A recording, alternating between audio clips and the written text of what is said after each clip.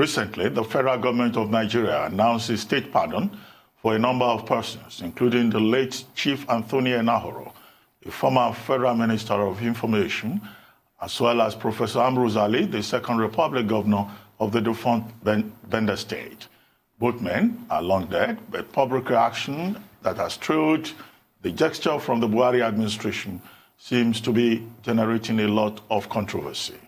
Now joining us is Peter Enahoro, a retired journalist and columnist, and a younger brother of the late Chief Anthony Enahoro, who describes President Buhari's state pardon for his brother as a Greek gift and piece of propaganda designed to mask decades of injustice visited on the late politician by actors within the Nigerian state, some of them still alive. He maintains his brother's innocence of the so-called charge of treasonable felony, for which he was indicted, according to him, and not convicted, as is being made out by the authorities. Good morning, sir. Good morning, sir. And thank you for joining us. Good morning. Thank you. Good morning, sir. Yes. Well, quickly, let's start with that introduction that I gave, which is the article that you wrote, which was very widely circulated yesterday, in which you accused the Buhari administration of phony gallantry and a pathetic propaganda machinery with regard to the announcement that your brother, nationalist Chief Anthony Enahoro, himself also a journalist in his time, parliamentarian, leading Nigerian of his generation, had been pardoned, had been granted state pardon, along with others, including Professor Ambrose Ali, also of blessed memory. And you said this cannot be the case with regard to your brother because an indictment does not amount to a conviction. Would you like to comment further on some of the highlights of that piece for the benefit of our viewers who may not have read your piece and who may be aware that indeed the federal government of Nigeria announced what they called a state pardon? Well, like many people, I was shocked when an announcement was published that the current government had forgiven him, giving him a state pardon. And I consulted some lawyers, and they agreed with me that he was not convicted of any crime. His properties were seized. Now, I give you a background to that. There was an allegation that he acquired properties corruptly. That was put on trial. That with a panel. The panel asked him a question. Chief, how many bank accounts do you have abroad? And he said to them, before I came here, there were allegations published in the press that I was going to be confronted with masses of bank accounts I have abroad. I really thought when I came now that you would say, here is the evidence, you are guilty, or what do you have to say? Now you're asking me how many I have abroad, which, number one, suggests that I do have abroad. Now, if I say to you I don't have, you're going to say, what? You're lying, or what? So confront me, since you have been telling the press, leaking to the press, that I was going to be confronted with this evidence. Now, he wasn't. And in their report, they said, Chief Enahoro refused to cooperate with the panel. That was all that was said. The government did not publish that. The government instead published a white paper in which it said Chief Enahoro was indicted. He couldn't say he was convicted because the panel is not a court. He said he was indicted. And on that basis, properties were seized. Well, an indictment is not a conviction. And then you come years later, and someone comes along years later and says, he's giving a state pardon. And they say, you can't state pardon anybody just like that, and suggest that the person went to his grave guilty of some crime. If you have a case against this man, when did you discover that he was convicted? They made a mistake. The truth is that there was an appeal by the governor of Edo State to the president or the presidency that Ambrose Ali should be given state pardon. He was badly treated himself. A contractor, as I understand it, had offered him a dash, as we would say in Nigeria. He refused it, but the contractor who did a road job was persistent. So Ambrose Ali said, give it to my political party, the UPN, led by Chief Awolowo. He didn't receive the money himself. And then when the panel examined it, they said he should have directed the contractor to return the money to government. And now he was accused of misusing the government fund. And you know it was the time of guess who presidency or the leadership of the current president, when all sorts of funny sentences were pronounced. Ali was jailed 100 years. The person who jailed him 100 years won't be alive to witness whether it was carried out or not. He was jailed 100 years. He was diabetic. He had poor sight. Eventually, he was allowed to leave hospital. He didn't live long after that, and he passed away. His family, quite rightly, and his people have been demanding that he should be given a pardon because the conviction was wrong from their point of view, that he did not receive the money. Now, I think somewhere along the way, some generous person decided that they will add Chief Enahoro as well, for whatever reason, publicity or maybe accidental. Well, we are saying, and when I say we, I mean the family, we are saying that he was not convicted of any crime. And it is unkind that a man who did so much, who struggled so much in this country for Nigeria, should be, that the last you will remember of him is that he was corrupt, that he corruptly got some properties which were seized. One of the properties, incidentally, now belongs to a former head of state. It's a mess. But the first thing that my side of the family, what we are saying is, don't associate him with corruption. Don't say you have forgiven him for a crime he did not commit. That's all. As for the property does, well, that's all right. The children, and when I say children, I mean grown-ups. They're not 18-year-old, because when we say children, maybe we think we are talking of 18, 17-year-old. No. They are fully grown men, grandparents, one of them. They want the properties, quite rightly.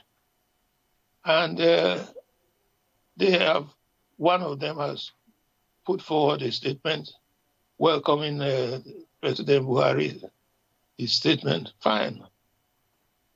They're entitled to do what they can to retrieve the property. But we don't want, when I say we, those of us who are not involved in that aspect, we don't want the legacy of my brother to be that he went to his grave a convicted corrupt man. He didn't. And he had opportunities to talk to presidents. He did see one president who offered him a generous leeway, say, instead of talking about the legal seizure of his property, offered him a chance to nominate 5 people for political appointment. He refused. I myself, I was involved in a procedure that would have given him a chance to talk to a former president when he was still president, and he refused the chance because he said he will not plead for what he did not do. That's where we are. Thank you very much, sir, for your initial narration on that. And there's a lot that you've brought up here. Now, while the governments may come out and put forward a pardon, it doesn't change the ordeal that the late chief had to go through. And you said that the family, you're now asking for properties to be returned, etc. What other forms of compensation do you think is due to your family as a basis of this, rather than us looking at a pardon here? It's not to my family. It's to his family, his immediate family. And what they negotiate with government, if it comes to that, I really don't know what will happen. I don't want to preempt anything. I don't want to say things that may not be accurate. So I'm not speaking about property. It's not in our hands at all. We are concerned with the fact that he did not commit a crime, though you cannot forgive someone for a crime that he did not commit. That's where I come in. I'm not involved in the property side of it. Well, I mean, I understand your point. And clearly, if a man was indicted and he was not convicted, you cannot say he has committed any crime. And Section 175 of the Constitution of Nigeria is very clear about circumstances under which the president can grant the prerogative of mercy. But I guess the point that Leila is driving at is, has there been any effort, any attempt on the part of the family to communicate officially with the Nigerian government to say, one, you erred by saying you granted state pardon, and second, this is what we as a family think that you should do. Otherwise, your essay that was published widely yesterday, they will just read it and enjoy the beauty of it and the ideas just like anybody else. They may not see it as a formal official communication. Well, I tell you what, my late brother Christian, he was brought in after Tony, our eldest brother, passed away. Was brought in by the immediate family of our eldest brother to assist in certain things. And when he saw the papers, my brother's papers, he was appalled by the injustice. And he called me up and he said, we have to do something. So I was assigned to draft a petition to President Jonathan. We copied the governor of Lagos State, copied the governor of Edo State at the time. The governor of Lagos State was extremely helpful. The governor of our home state, Edo State, maybe he was busy, so his attention was elsewhere. He didn't even acknowledge our covering letter. We followed it up at the presidency in Abuja and discovered that the paper was our appeal, which was drafted with great detail, that it was passed on to a committee. Eventually, we got a letter from a committee, the type of letter you get from civil servants when they want to tell you politely to go to hell. So we looked at it, and there was nothing more we could do. But the children have, the heirs, I should call them really, his heirs have taken it over, and that's that. As for whether we should now make an extensive reply and get into letters with the State House, with Asurok, the truth of the matter is that it's pretty obvious. There was a mistake made. His name should not have been included in the list. And if they want to be fair to him, just remove it. Give his children his properties back. That would be an indication that you agree that there was a mistake. Thank you, sir. And in your essay, you gave a number of accounts to show relations that the late Chief Anthony Enahoro had with other politicians across the country. And I want to ask you, if he was alive today, how do you think he would react to this? He will have just probably smiled and said, there they go again. And that probably be he would say the same thing I'm saying. If they want to pardon him, quote and unquote, pardon him, let them return his properties. But he's not going to beg anyone. He wouldn't have any if he were alive.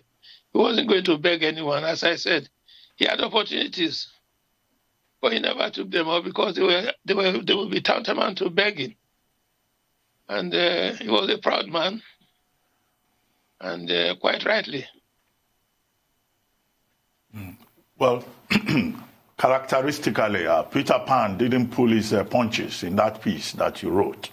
And one target of your darts is former Nigerian President Olusegun Obasanjo, who seems to be a favorite target of your attacks. I would like to know, was there any attempt at reconciliation between President Obasanjo and Chief Enahoro before Chief Enahoro passed on? And if there wasn't, well, what exactly is the problem in terms of their relationship? And you seem to be fighting a proxy war on behalf of your brother. Have you also personally had any contact with President Obasanjo at any time to see how you can intervene, or you could have intervened to make peace between these two great Nigerians? Well, excuse me, can I just choose another word? Instead of attack, I would say narration. Okay, fair enough. The story of what happened. And two questions. I have met Chief Obasanjo in the past at a meeting in Bellagio. I tell you very quickly why I'm telling this story. There were 22 of us, I think, appointed by the Secretary General of the United Nations to prepare a document for him titled Africa in the Year 2000. So we were invited, we were clustered in Italy, in the lake there. Chief Obasanjo and I were the only two Nigerians on the panel. On the closing day, the lady who became president of Liberia, she said to the chairman, she thought we should all congratulate Chief Obasanjo as the only African military head of state who voluntarily gave power, returned power to civilians. And people beat the table in cheering. When he finished, I said to the chairman, there are just the two of us, Nigerians, at this table. And I think there should be a correction if there is a mistake. If we're going to congratulate Chief Obasanjo, I think we should also congratulate two people, Yaradua and Danjuma. I said, once those two people agreed to return power to civilians, Chief Obasanjo will agree that he had the lesser say in the matter. So why do we congratulate Obasanjo alone? Well, the great man, as you described him, replied, I think we should ask Peter Enahoro when last he was in Nigeria. I said, well, that's not the issue. Anyway, the matter passed. Long after, I'm now in the Daily Times invited to come and be administrator. President, the head of state at the time of Abacha died. And the president is Obasanjo. Now, I had worked for 3 solid years without pay. The agreement was that at the end of my 3rd year, I'd be paid the consolidated fee. To cut a long story short, the president told Sarumi, who was Minister of Information, I give the names because I don't want people to think it's a hearsay thing. He called me and he said, what have you done to Baba? I said, what have I done?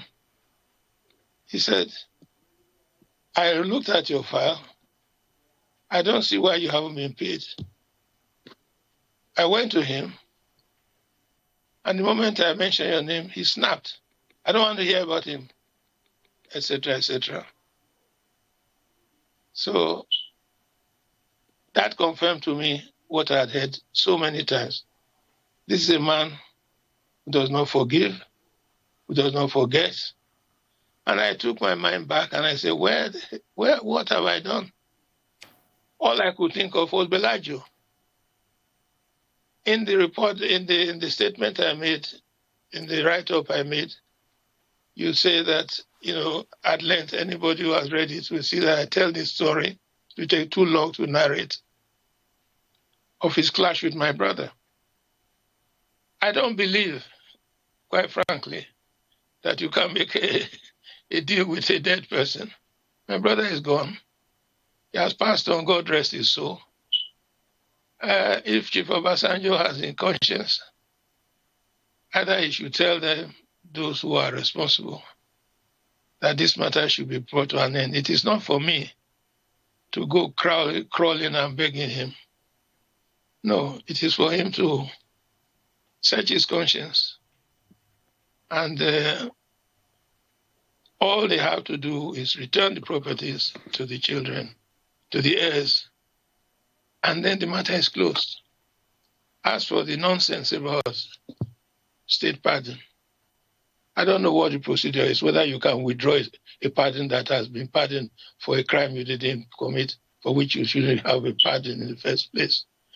I think the people who made the mistake should be pardoned if they admit that there's a mistake. There's been a mistake. Thank you, sir. Now, still on your essay that you wrote, we know that the late Chief Anthony Enahoro served in Yakubu Gowon's cabinet for 9 years, first as Commissioner of Information and Labor, and then later on as special duties. Now, in your piece, you said to be a favorite civilian in a military regime promotes you to a lion's den. So I'd like to ask you if you can shed more light on what you meant by this, and maybe tell us what you think in terms of lessons that there are that we can learn from the late chief. Well, I hope that nobody learns a lesson about military rule, because I hope we don't have military rule ever again. But as for the what happened on that, why I said that, he became a favorite. It's a long story again. He was not the foreign minister. Foreign minister was Dr. Aripo. But Gowon used him more than anyone else for foreign missions. He brought a message back from the British government. Nigeria needed Bofors guns to knock out Uli airstrip and end Biafra's access to the world. The British government was having a problem. Prime Minister Harold Wilson was having a problem. He had a very small majority. They used to ridicule him that his majority will not fill a telephone booth. And Nigeria wanted these guns. Unfortunately, there were two problems. One was a statement made by the 3rd Marine Commando leader, who said shoot anything that moves and shoot anything that doesn't move. That went down very badly with the British press and British public opinion. Secondly, Murtala Mohammed, he was commanding the troops. They were going to cross the Niger to land troops in Onitsha, and they had disastrous consequences. And I think they took their revenge on Asaba. Everybody remembers that. Some books have been written about it. That didn't go down well either in Britain. So there was a problem for Prime Minister Harold Wilson. That in the midst of this, they can't supply these guns. But we Biafra, we have no defense whatsoever. But if the Nigerian government could redeploy these two officers, these two commanders, it might serve to appease public opinion, and they would do their best. So that was what happened. Tony brought back the message, and then he's saying that if you don't like the message, shoot the messenger. And he became the one who brought bad news. Murtala Mohammed went to Kano, sulking when he heard this. He wasn't removed in the end. I don't think Gawan was strong enough to remove him. Well, I'd like to ask you still, before we begin to talk about journalism and your own career in the public space, I would like to ask you a question about your relationship with your brother, Chief Anthony Enahoro, because it would seem as if you more or less also inherited many of his enemies. By this, I mean the fact that by the time you were editor at the Daily Times and you were leading journalist and columnist in Nigeria, some of the politicians who were not in the same camp with your brother were not necessarily your friends. You've also just cited the example of President Olusegun Obasanjo. What was your relationship with him? You were not a politician. You've never tried to play politics, but somehow your paths seem to have crossed, either in terms of the choice of career or your relationship with many historical figures in Nigeria. Well, thank you for not asking about Biafra, where we disagreed, my brother and I. I mentioned that because I come from a family where we are very interdependent of each other. If you know us, some of my brothers were on my side, some were against during the Biafran War. It's the same thing. I didn't inherit his enemies, not at all. The Daily Times had a strict rule that the editors of the company must avoid partisan politics. And believe me, I did my best not to be partisan. I never voted, for example, for the simple reason that I said to myself, if I go into a polling booth and I go and vote and I'm coming out, people see me and they'll say, aha, this man has voted for this or that party. How do I then defend myself and say, I am not partisan? So for that reason, I never cast a vote. I did try my best.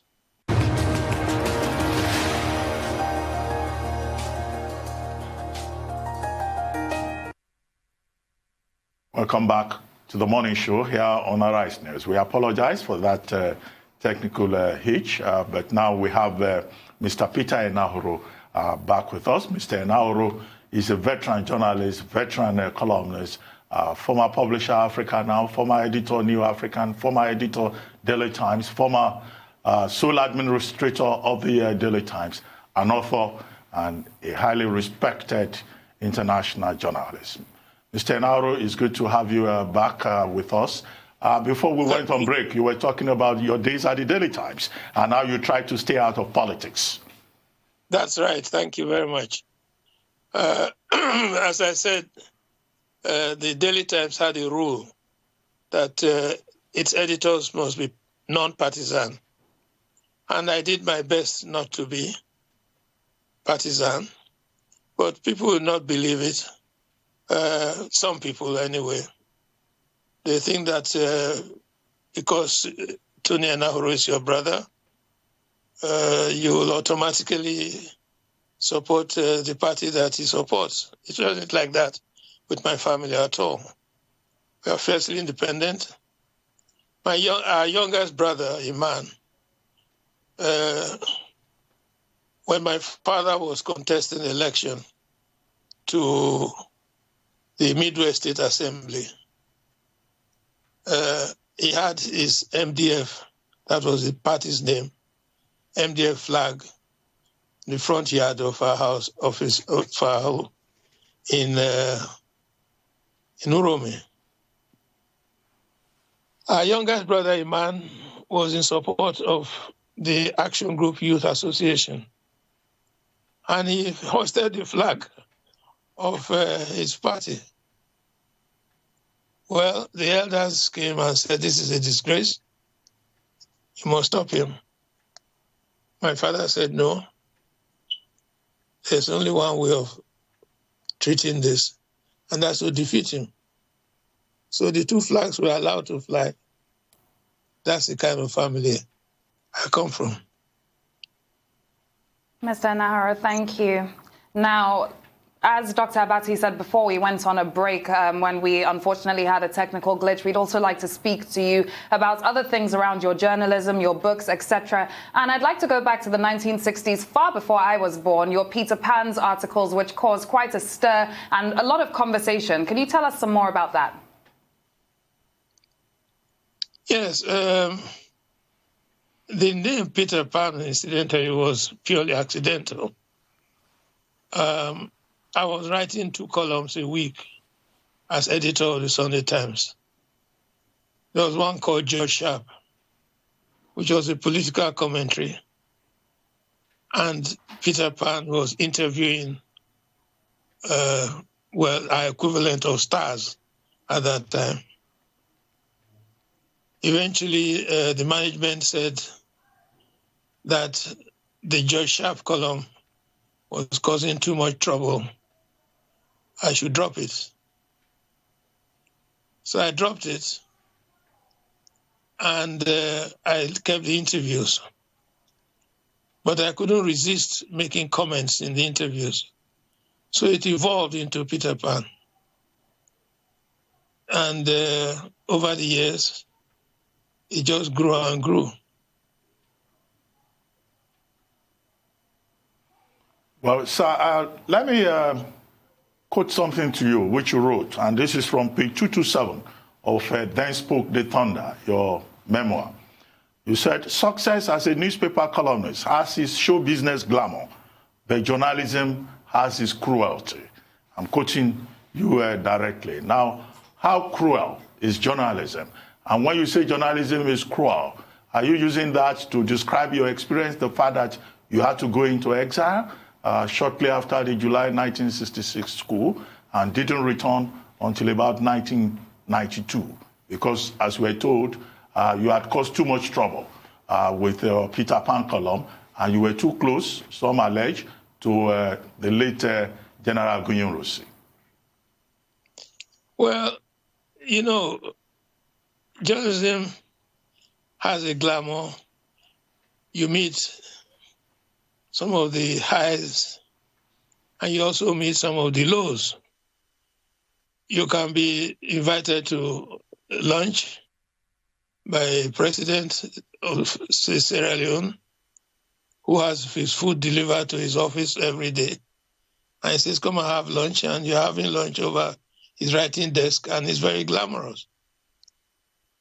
A day or two later, someone is in trouble. I won't go into too much detail. And you find yourself close to that person.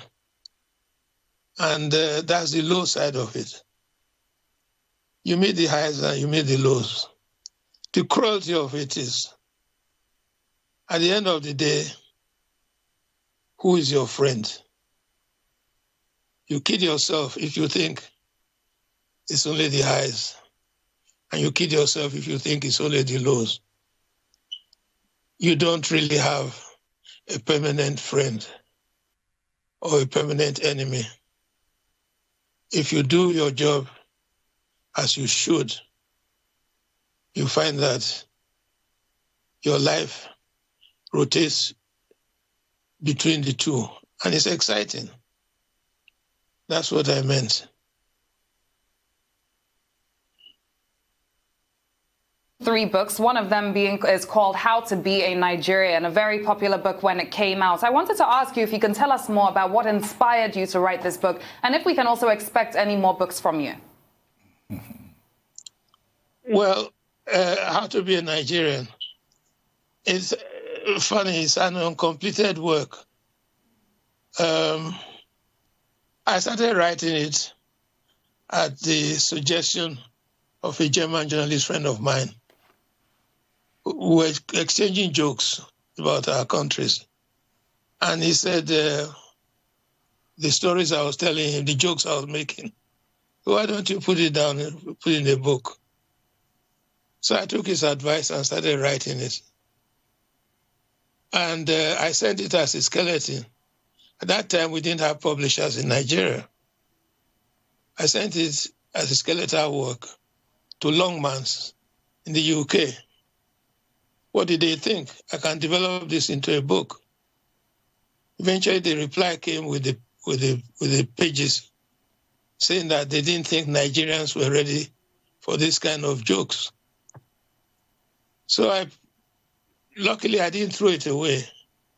I put it aside, frustrated, that how can you tell me what Nigerians will laugh at and what they won't laugh at? But I was stuck. Then the coup came, the first coup, and I wrote a few articles, and again got into some trouble, so to speak. And I decided, after being advised by so many people, you're not the only journalist in town. Look at this person, look at that person. They've all kept quiet. Why can't you keep your mouth, keep your pen away from writing? Excuse me. So I stopped. But at that time, the Peter Pan column was my only sustenance in the Daily Times, because I had been kicked upstairs and given the title of Group Editor-in-Chief, which meant absolutely nothing. Because when someone asked me what it means, I said it means I put my views down, but never my foot. That was the end of it. And then I thought, these people, they'll kick me out.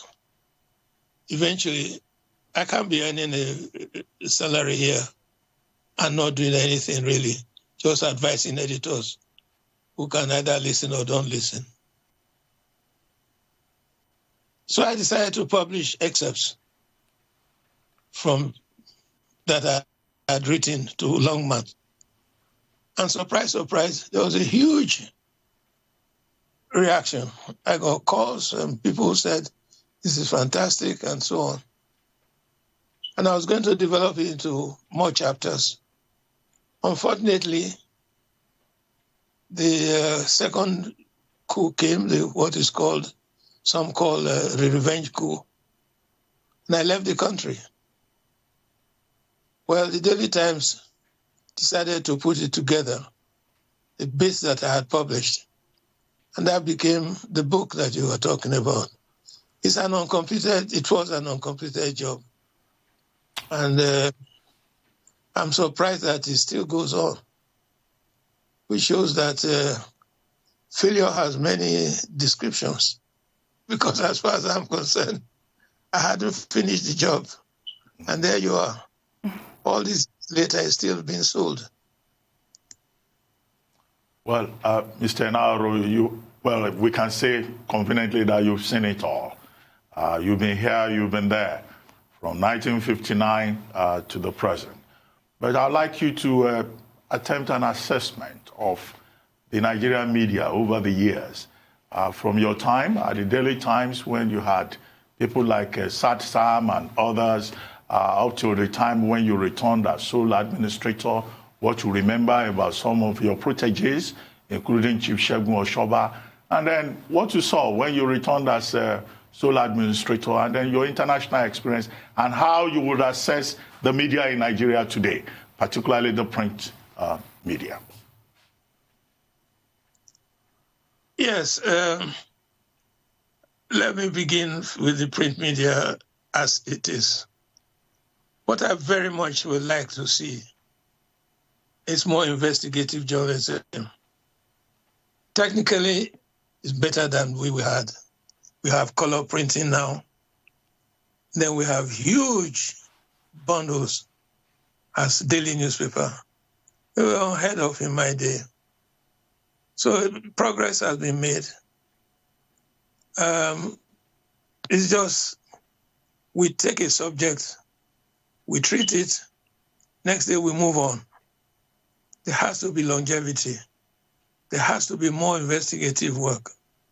And people should not just be allowed to get away with things. I have a governor in my mind when I say that. He should be asked where he got the money from to build an estate in his hamlet. He should be harassed by simply constantly reminding people that this man cannot possibly have had this money in a way he can explain. That's the kind of investigative journalism and follow-up that I think is, I say with respect, is missing. When things were very easy for us at the start of my editorship, they were easy because I think we had one crisis only that I remember very well.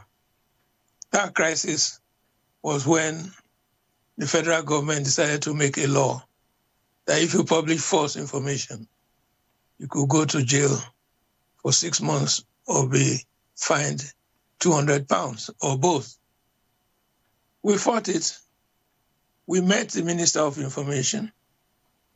We got, he invited us for a meeting, editors and the NUJ at the time, to a meeting at the television house in Victoria Island. And we came in, and on everybody's, in front of everybody's chair, was a bottle of beer, cold beer.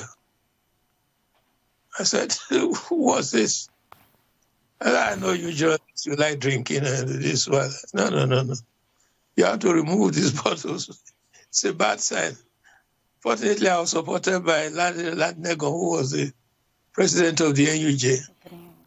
We said we'll walk out unless the bottles were removed. We had that kind of relationship with Chief Benson, who was Minister of Information. Then I come back as administrator of the Daily Times, and I meet a totally different Minister of Information who thinks the Daily Times is part of his property, that he can write editorials in his office, send them to the editor and say, publish. Well, the man is a professional. If you have a view, you invite him to your office, you tell him that this is your view, and you debate it and you discuss it, and persuade him to go and write editorial. So the Daily Times I came back to was totally different from that, and that was the result of government intervention. If government had not taken over the Daily Times and destroyed it by doing so, Daily Times was a great, Alhaji Joseph, God rest his soul, he took over a company and turned it into a multi-company. The stock exchange building in Lagos was owned majority shares by the Daily Times. People don't know that. That's what he made of it. Daily Times PLC was the first company registered in the Nigerian Stock Exchange. By the time I came back as administrator, it was completely dead. And the reason that I was invited turned out to be that, unfortunately, the head of state at the time made a mistake. He thought that by appointing me, that other things will happen, such as that Chief Anthony Enahoro will return to Nigeria, which was a big mistake. That didn't happen. However, I have to say that he did say something which was true. Said the Daily Times has become a den. We want you to investigate it. And if it is true, we will lock the people up. Unfortunately, that should not have been said to certain parties, because before I could appoint an investigation, the Ministry of Information appointed its own and sort of neutralized any chances of my appointed investigation making any headway. Our journalists today, they are smart. And I have to say that many of them that I met, they are university educated. I never went to university. But there's something that I proposed, which probably will explain why I'm hesitating. I don't want to offend anybody. But I did say that we need a school of excellence so that even if when you have a degree, a university degree, you need some vocational training. The English language is our official language.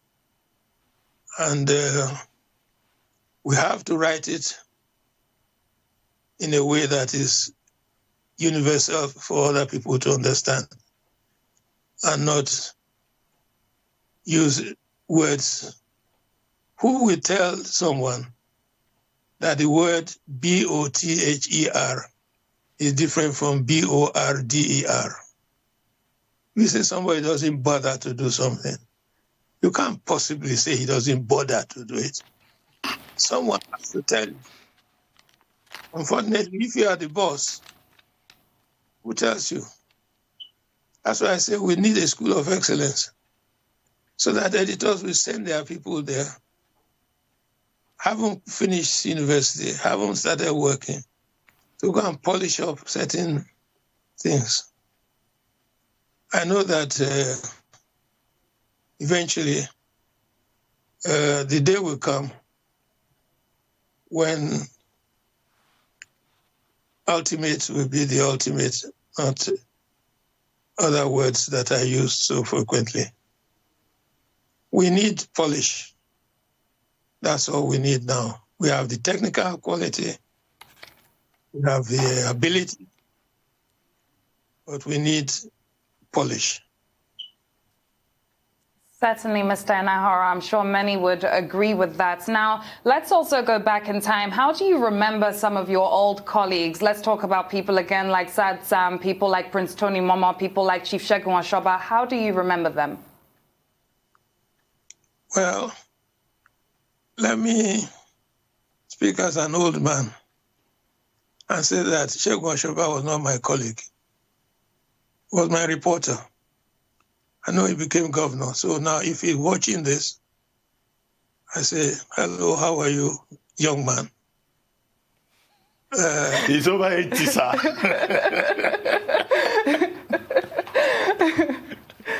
Yeah. Sam was my schoolmate 1 year below me at Uweli. And when I was captain of football, he was the secretary. The secretary is the man who will take over from you the next year. So that's Sam and I. Our story goes a long, long way back.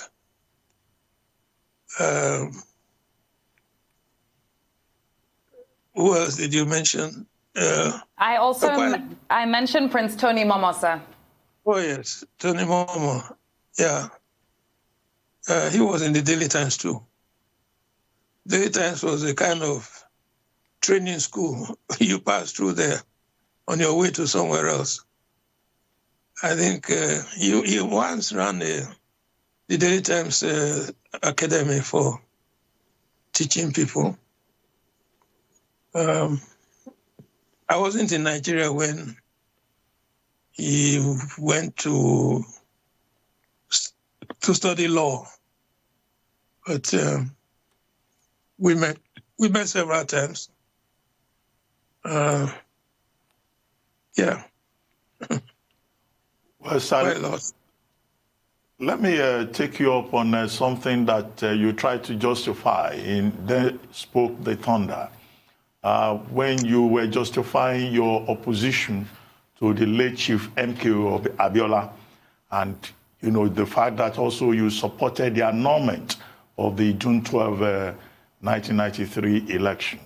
Now, since the publication of that book in 2009, when you look back now, have you had any cause to say, well, maybe you should have taken a different position with regard to Chief MKO Abiola's politics and June 12? I'm afraid not. No, I haven't. I'll tell you why. If you recall, I gave the details of how I came to my conclusion. You had to have an insight into what was happening with the military. When people say loosely that the election was the best ever, the open and the most democratic and so on, they're entitled to it. You say things that suit you. It wasn't like that at all. And that is the truth. I felt that the military were in a weak position. IBB President Babangida was leaving. And what we needed was politicians with an insight to exploit that situation. We could have had a totally different outcome if they had had the courage to exploit it. But everybody was following. There used to be a question. 10 goats are lined up before a fence. 1 goat jumps over. How many goats are left behind? If you don't know goats, you say 9. If you know goats, you say none. Because all the other 9 will jump over as well, without knowing why they've done it. I'm sorry, but it's easy to take a stand when you know that is the big stand that everybody's taking. It's more difficult if you don't take that stand. If you say, this is what I believe, and it may not work out for you. When I mentioned earlier that within my family, I took a stand about Biafra, it was not easy to know that you were alone in your stand. But fortunately, I come from a family that allows that kind of thing. The same way that I hope people talk of democracy. Excuse me. People talk of democracy. But you can't have democracy if you all go like sheep jumping over a fence. You've got to allow people to have their point of view. Chief Abiola, God rest his soul, he had this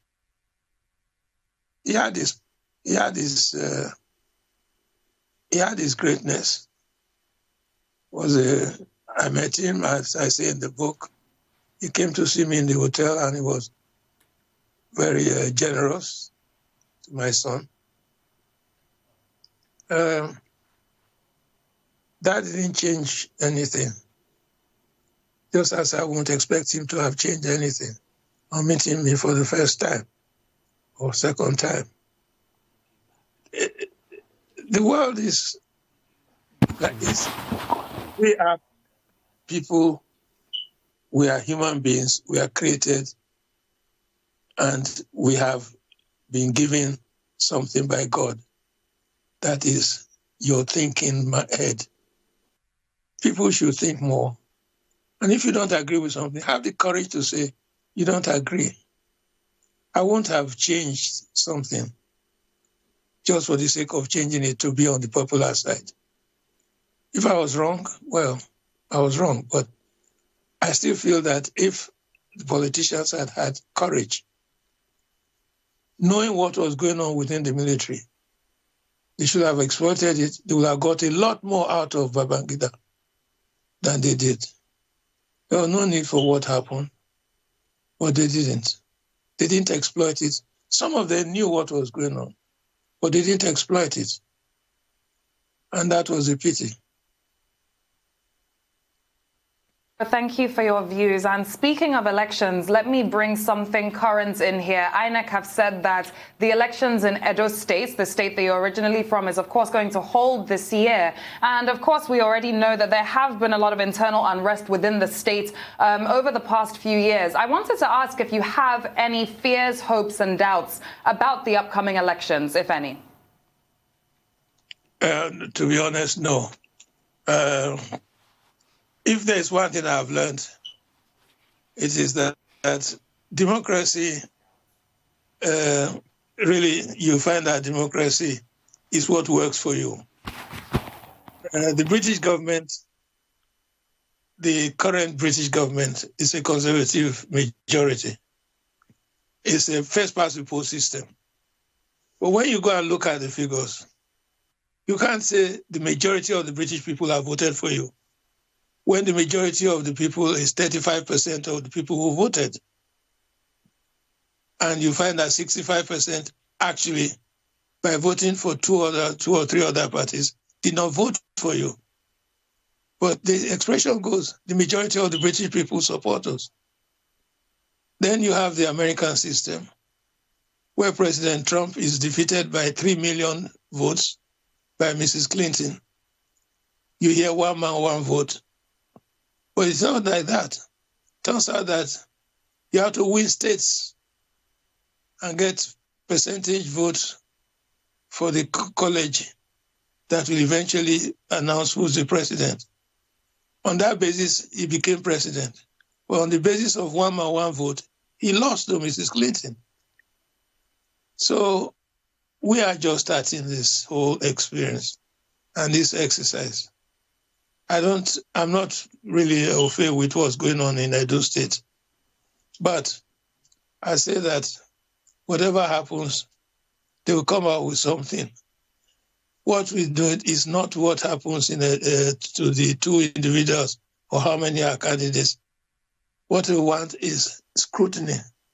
Somebody somewhere, some people somewhere should be watching, and what is wrong should be scrutinized. When the time comes. That is when we can make a comment. As for now, it's just contest. 1966, that critical year in Nigerian history. First, you talked in your book about a handwritten account of the January 15, 1966 coup that was handed over to you by Emmanuel Ifejuna. And, I read that, you couldn't quite recall the details, but that was like 11 years ago when you wrote that. Have you eventually had time to reflect further on the content of that handwritten account? And do you remember it? And would you like to share the details with us? And then, do you think that Nigeria's problems started in 1966, because it looks like from that point, we never got it right again. No, I think Nigeria's problems began in 1953 when my brother moved a motion for independence. And, excuse me, he moved a motion for independence, and the NPC, the Northern People's Congress, moved a counter motion saying independence as soon as practicable. And they were allowed to get away with it. And from then on, we've had what I call the far north. I make a distinction between the north and the far north. We've allowed the far north to dictate to this country. Don't forget, the north and south amalgamation that became Nigeria was because the north had no money, was always broke, whereas the south had surplus. And Lugard thought if he merged the two, the money from the south can assist to plug the north. Then we had politicians who bought the idea that a united Nigeria is something that had to be fought for. Good or bad, the system of how you do it is what was missing. And I am saying something that I will say will be emphasized later. And that is that the far north is the spoiled child of the Federation. We have to restructure the Federation in such a way that it's not a race to the bottom. You can't have people in Lagos, let us say, or any other state, who are brilliant boys. They pass the exams.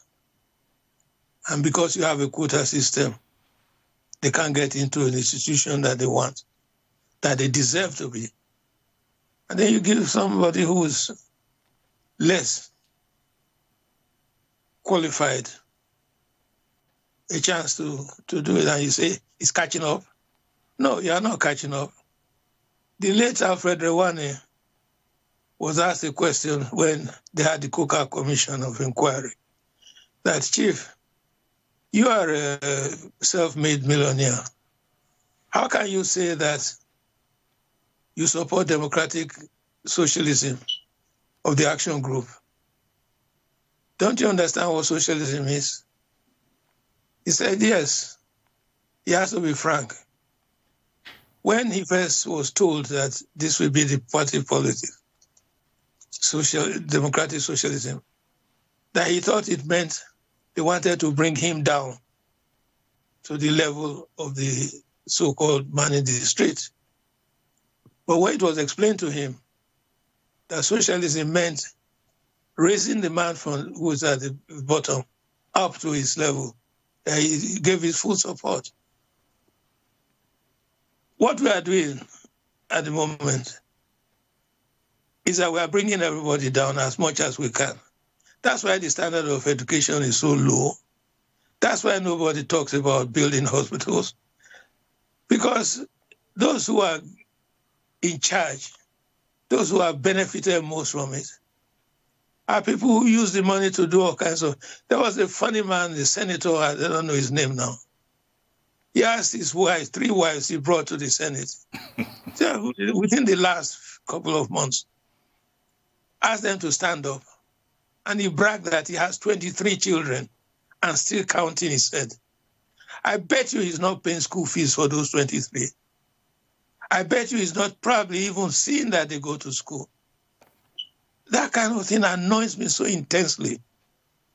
And we allow it to continue. Problem in Nigeria is that we have to have a restructured system whereby those who work hard and those who benefit from it are the same. Doesn't mean that you should allow people to go starving or... But it's a scandal that people can go to Mecca virtually every year when the Quran says that you should go once in a lifetime so that they can have great times in Dubai and places like that. And where is the money coming from? It is not from investment that they have made.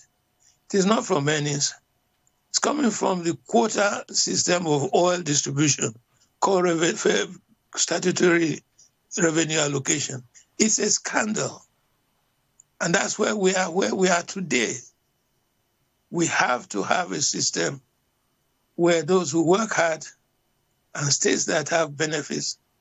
The richest man in America is not the president of the United States from his salary. No.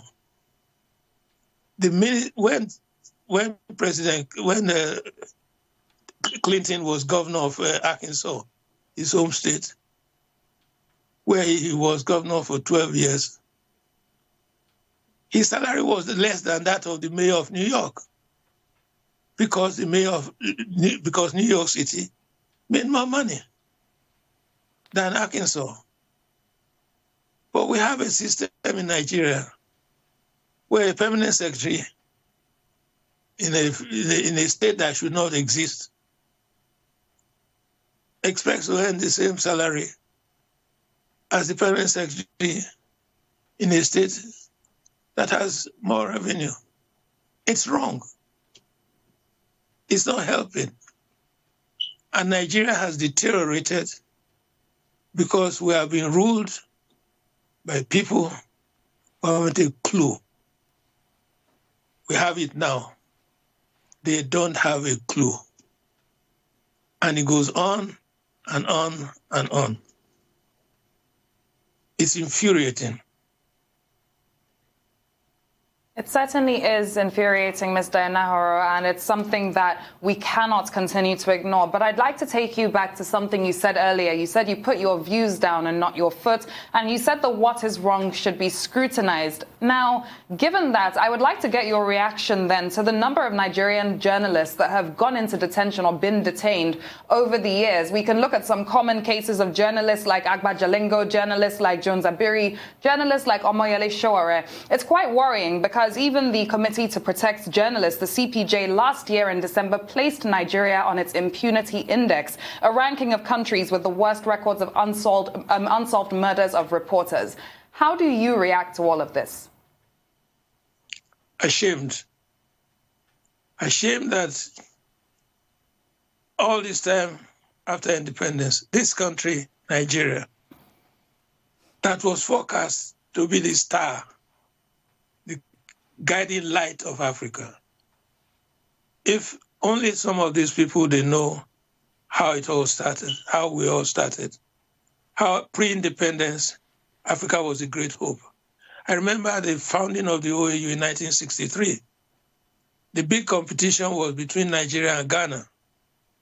Nigeria came out on top. All Africa was behind Nigeria. I remember that there was a time when Gawan led an international team to the Middle East. Nigeria was going to help, the team was going to help to solve the Arab-Israeli problems. The head of that group was the Nigerian head of state. Things have changed. When you are made president of ECOWAS, because you've paid more money into the coffers of ECOWAS, you think you are doing something? You think you've made a big name for yourself? Maybe for yourself, but not for Nigeria. Nigeria, I'm sorry, at the moment, is on a downward spiral. It is. And it's reflected in what happens to human rights and individuals. Sure, should not be where he should not have gone into the trouble he got into. I don't know. On the other hand, you look at the situation and you say to yourself, as I say to myself, I'm sorry, I don't want to get your station into trouble, but how on earth did Buhari become president? Here is a man who, when he was head of state, military, backdated a decree so that a woman could be executed to make it legal. It's a scandal. Such a person should never again have smelled public office. But I was privileged to be one of the people who wrote up the paper for PTF. And I know why he was made chairman of PTF by Abacha. Abacha genuinely wanted a person whom Nigerians would say is a straight guy. There's nothing he would do. The money that was raised for PTF was supposed to be used for projects which had not been completed in Nigeria. Investigate, judge it, and revive the finishing. Because what was happening was, I'm governor of my home state.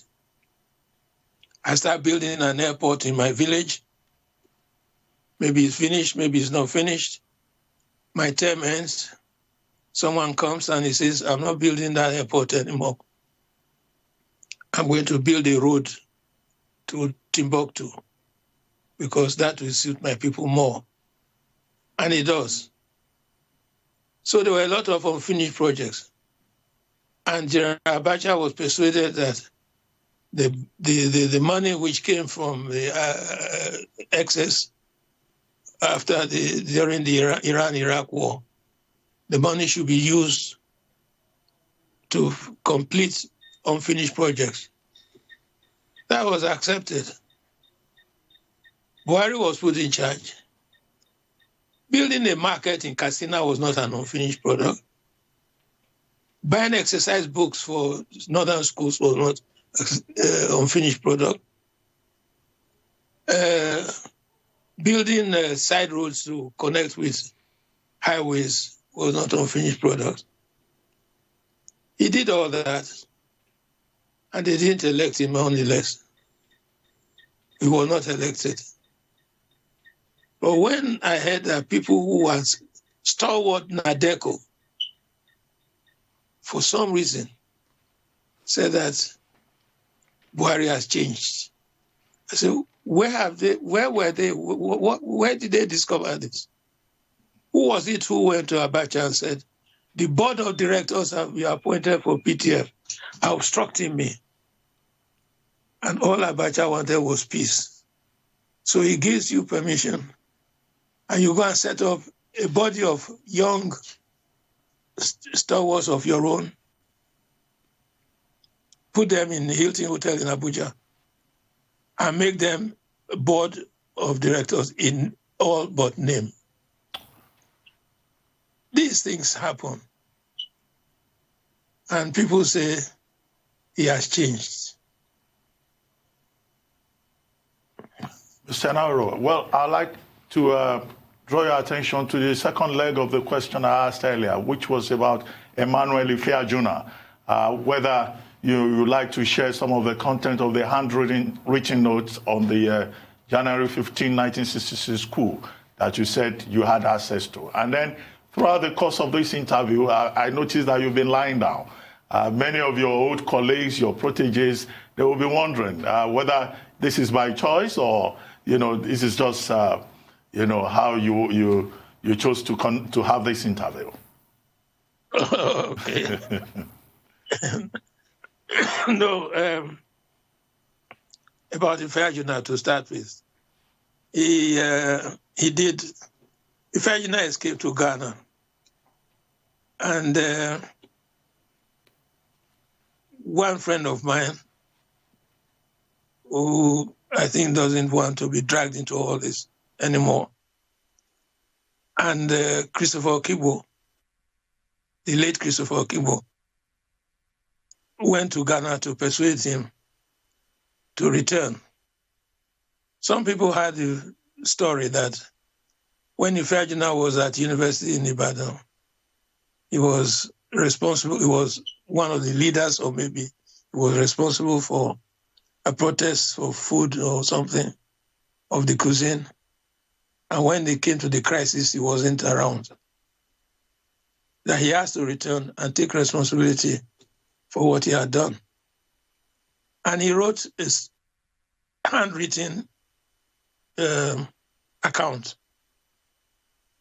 As I said in the book, in my memoir, I think he wrote it partly thinking that he will use it to plead with Ironsi to forgive him, because there was a lot of it saying again and again and again that their aim was to stage the coup, take over and hand over to the senior officers of the army. Well, you don't do that if you shoot Memalari. Nonetheless, they reached a stage where it became a question. Who actually led the coup? People continue to say to this day that it was, what is his name, in the north. Well, I maintain that what I read convinced me that it started with Ifeanyi, not in Nzeogwu. Now, when Biafra was on, it got to a stage that Ifeanyi wrote, trying to give his copy to Achebe and Achebe and Okigbo, who had a publishing company. Achebe showed it to Nzeogwu, and Nzeogwu was said to have reacted by saying, "Immense lies." So there was a disagreement, I understand, I was in there, as to whether Imam Ifeanyi told the truth or whether it was a lie. But I read that and I was convinced that he started the coup, it failed, and he fled the country. It makes sense. The coup failed in Lagos. It succeeded, if succeed is the word, in Kaduna. They were supposed to make coup announcement in the morning. That's the tradition. They were waiting for Ifeanyi to make the announcement in the morning. They had lost touch with him to make the announcement in Lagos. The announcement did not come. If you remember, or if you have read it, Nzeogwu made a coup announcement at midday. That's because he had waited and waited, and there was no word from Lagos. If he had been the coup leader, having succeeded in Kaduna, from his point of view, he would have just gone to the station and announced it, waiting for Lagos to sort itself out. That's the story of, I had the copy, yes, but it was not the original, it was a photocopy. And the person who gave it to me, when the coup, the revenge coup was going on, called me and said, "That thing you have, put on for ECN," which, as everybody knows, ECN is electric. Burn it, that's what he meant. And I sent it to be burnt. Yeah. As for, I'm lying in bed.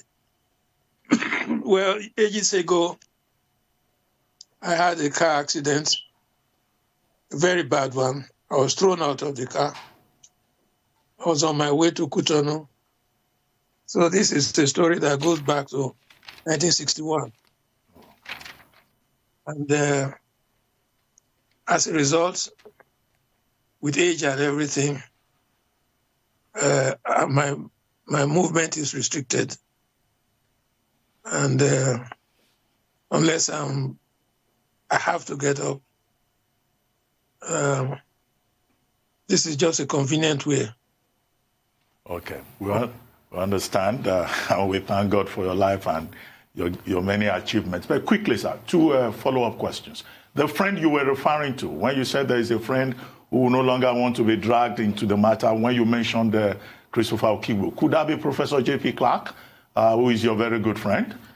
And then, of course, I know that you had some, unsettled matters with Professor Wole Soyinka also. I don't know whether you would like to comment on that at any point.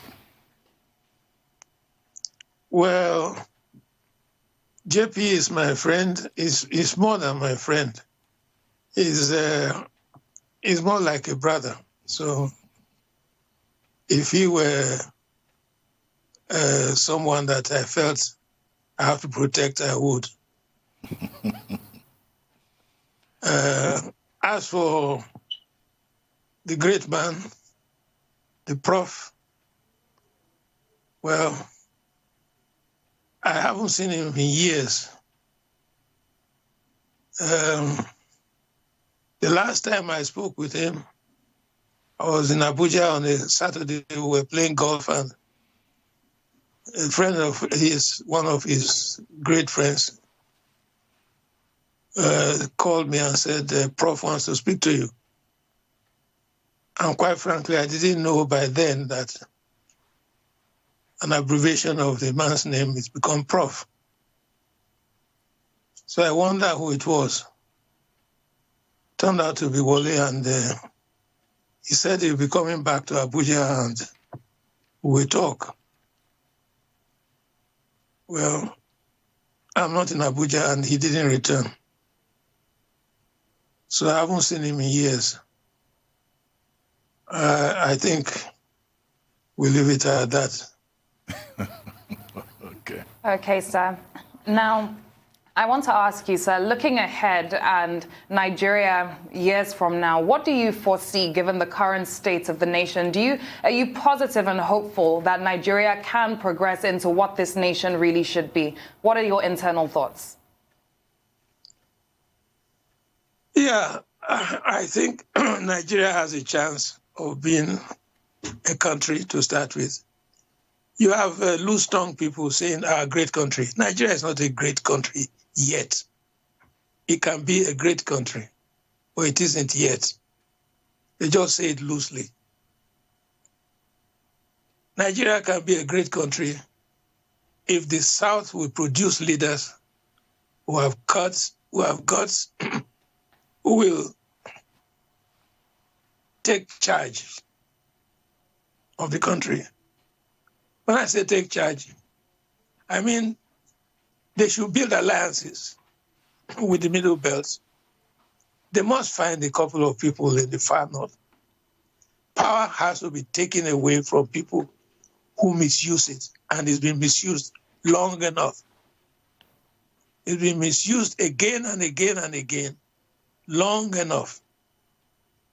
We can't go on the way we are. We can't be putting money in people's pockets who haven't the foggiest idea what to do with it. Kawan said, it's not the money, it's how to spend it. I think they took him literally because all they do is spend it. We have to change the system. We have to restructure the country. Otherwise, Nigeria will not be a great country. In fact, I would say that Nigeria, if we had militant Southerners, would be on the brink of breaking up. But we don't have. Nobody will do it. The only people who tried it, the Igbos, were defeated. I don't think anyone will try it again. But power has to be taken away from people who squander it. How long will it go on? That's the question that Nigerians should ask. And I really believe that I said earlier that the trouble in Nigeria began in 1953 because people were allowed to get away with it. Sadana of Sokoto stood up and said, independence as soon as practicable.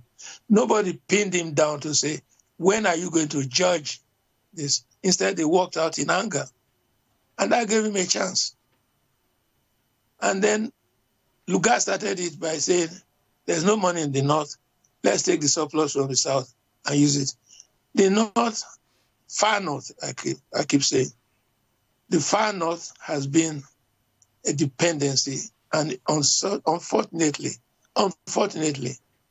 we are now at a stage where it's a form of piracy. It's got to stop. But if we not stop, I remember a colleague on another station was interviewing someone, and the man was talking of restructuring the country. And he said, and the interviewer said, the Northwest will not permit it. I almost fell off my bed. The Northwest will not permit it. Who is the Northwest to decide for the whole country? The Southeast will not permit it. The Southwest will not permit it. The Niger Delta will not permit it. The Middle Belt will not permit it. The Northeast will not permit it. If you don't want to permit it because you are Northwest, tough luck. But you've got to be made to accept the fact that it cannot go on like this. It cannot go on in a situation where if you are from the Delta area and they've polluted all your waters, all your fish dead, your wife has to row a canoe out 3 miles to get fish, and then you want something from NNPC or from the oil benefit. You have to go looking for somebody from Daura who has the foggiest idea where the South is, where they get the oil money that's been given. It's got to stop. If Nigeria is to progress, it's got to stop. We've got to make changes. And it will only be done if an alliance is made between determined militant South and compliant or progressive North. The militant South will not happen either without pressure. And we can't go on the way we are doing now. That's just impossible. And Nigeria will never be a nation. If there's one thing I have learned, it is that nationhood takes time. When I was living in Belgium, the streets in Ostend where I lived were in the polluted Dutch. You go to Brussels, and it's in French. They have entry into the Eurovision contest. 1 year, it is the French, and compulsorily the following year, it is the Dutch. They don't say they are not one country because they do that. They found a way to make peace. The Scots, after 300 years of being tied to the English, eventually 45% of them voted that they wanted to break away. The English were celebrating and said they won. I said, no. If after 300 years, as many as 45% say they want to break away, something is wrong. We have a country where somebody dares to say that fellow citizens were born to rule you. That's loose tongue. You were born to rule, and then you have to go and import people from outside to support your claim. No way. Well, sir, you left Nigeria in 1966. You returned after a period of exile in 1992. And since then, you've been going in and out. But what we hear is that east or west, home is best. At 85, are you still planning to return home, or you've chosen exile as home? Although we may not talk about exile now, since the thunder is no longer clapping in Nigeria. No, I used to say that home is where you're happy. It's not exactly so. There are times I miss the fact that I left home, but I had to. Well, it's been so many years now that I don't let it keep me awake at night anymore. I tell friends, I say, when you're 85, you're in the departure lounge. So your flight can be called anytime. You make the best of it. I don't think that there's a chance of my coming back to live in Nigeria. I tried it twice. Well, once, the second time was compelled on me as administrator of the Daily Times. But I tried it once, and when you've been away so long, it's difficult. And my advice would be, for anyone who's leaving, you better make sure that you are living for very, very strong reasons. Because when you're abroad, you are always a foreigner. And that has its price. If you have a good sense of humor, you survive it. If you don't, you return home with your tail between your legs. Certainly, sir. As long as you're not home, you're considered a second-class citizen in other parts of the world, and that is definitely very true. I'd like to take you back to something that you said. You said that in terms of Nigeria's restructuring, what would be ideal, in your words, is to see a militant South and a progressive North. Now, on that note, what would you like to see from Southern leaders in Nigeria today? Is it more aggressive leadership? Is it more diplomacy? What would you like to see more of? I think diplomacy is what we have, in a different language, is what we have tried. I think it's militancy we need now. People who believe strongly in something. We must start discussing issues, not personalities. We don't discuss issues. We say we want to restructure. I say, pin the fellow down, anybody who says that. Pin him or her down and say, what do you mean by it? What exactly do you mean by restructure? Restructure what? I would go for three things. I would go straight away to tackle statutory revenue allocation.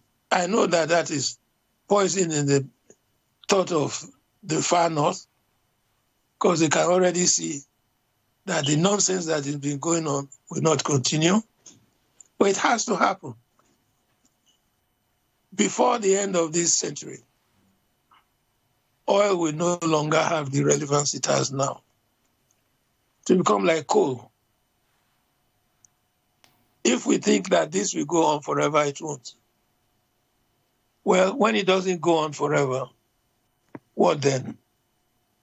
We're spending the money now, we're squandering it, or we squandered it, and it will not continue. What then? The Arabs are investing their money all over the place. If you go to London, to the West End, they bought into hotels, they bought into this, they bought into that. Because they know that tomorrow is not forever. We have a situation where governors come to Abuja and stay at the Hilton, Noga, or what's called now, to collect their checks at the end of the month. It's begging personified by governor. They go disgracefully waiting to have these checks. Come with an entourage. You go to the dining room and it's full of people in their red gowns and bodyguards and all kinds of things. And then what? You ask, how many schools have you built? How many schools have you built?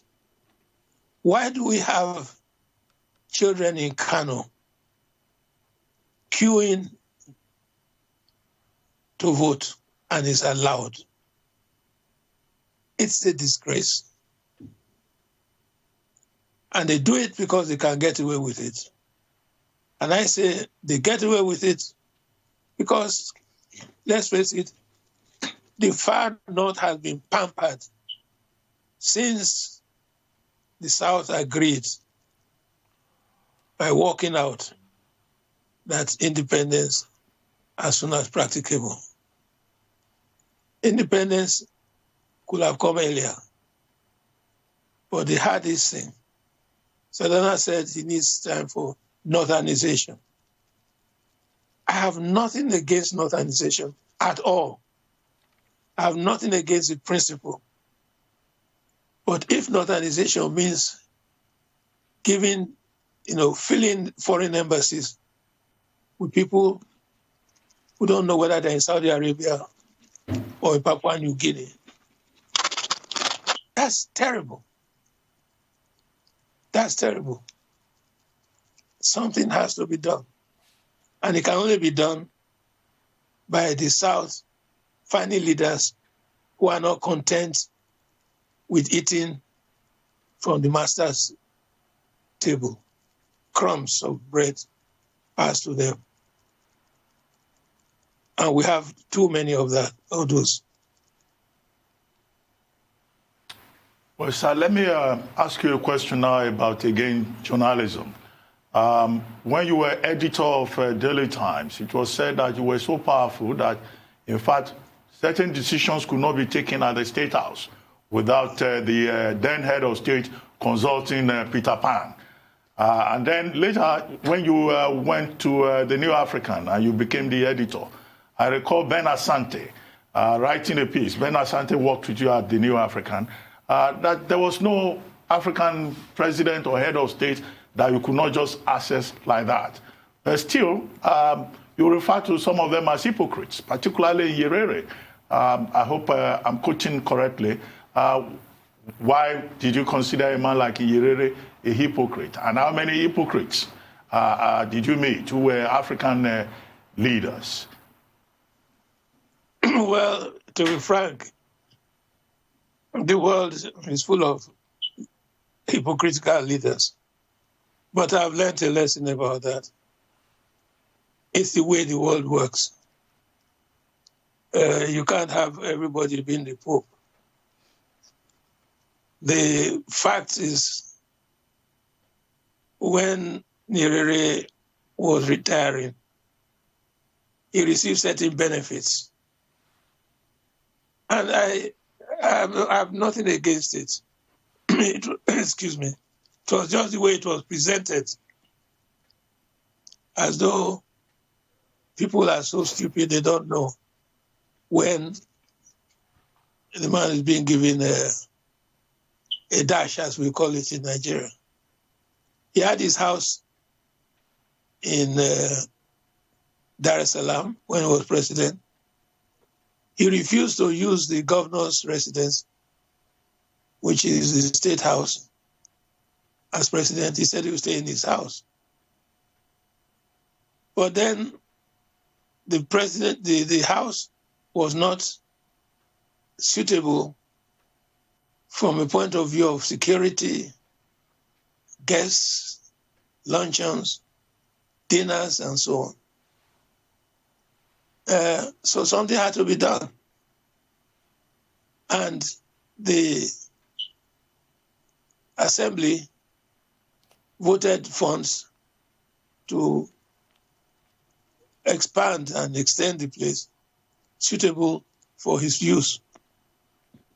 So he used the governor's residence as presidential office, and then in his house as residential place.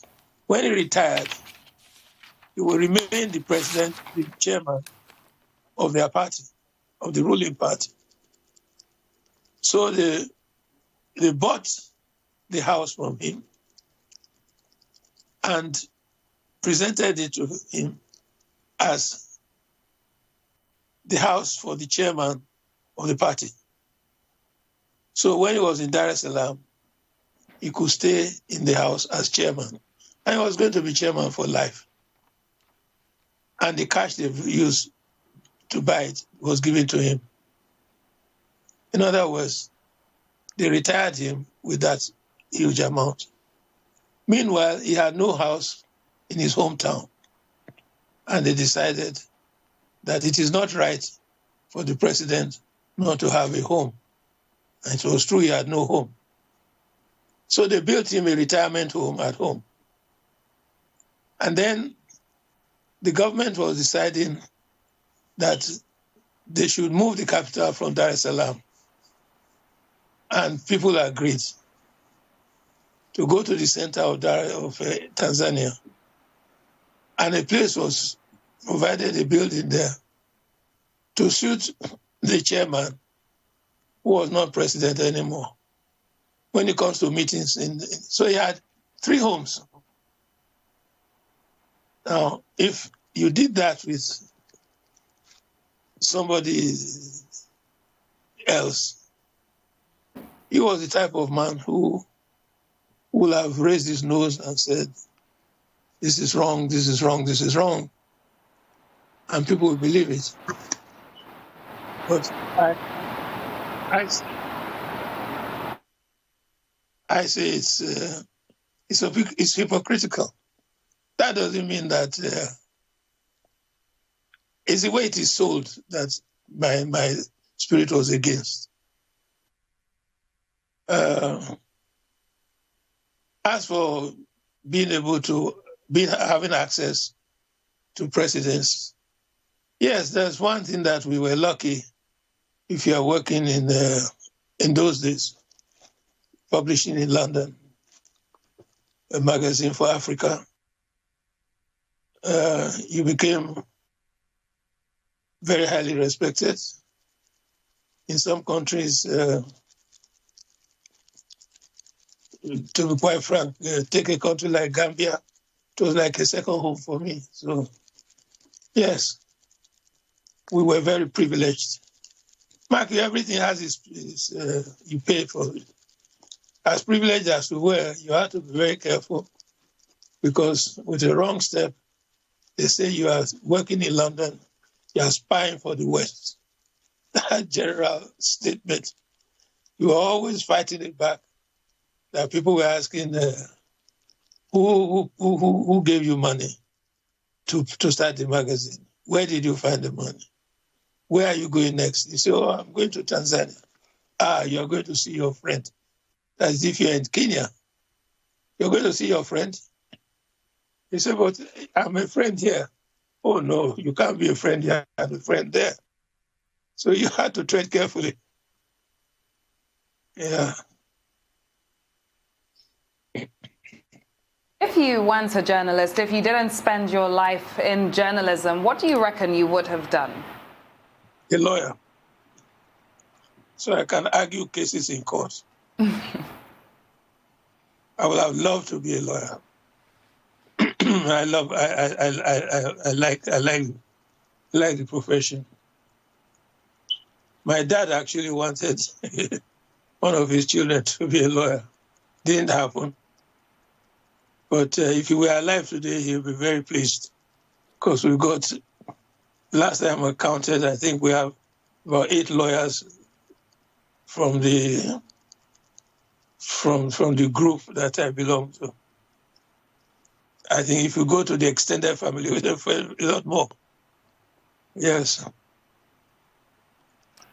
Well, I mean, many young Nigerians will have a taste of your writing from your 3 books, How to Be a Nigerian, The Complete Nigerian, and Then Spoke the Thunder.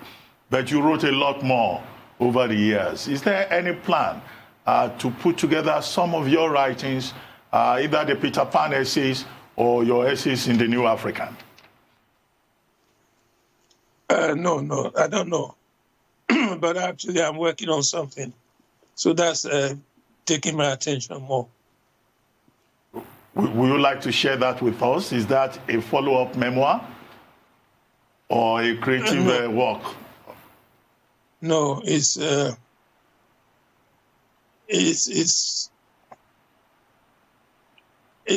current and not current.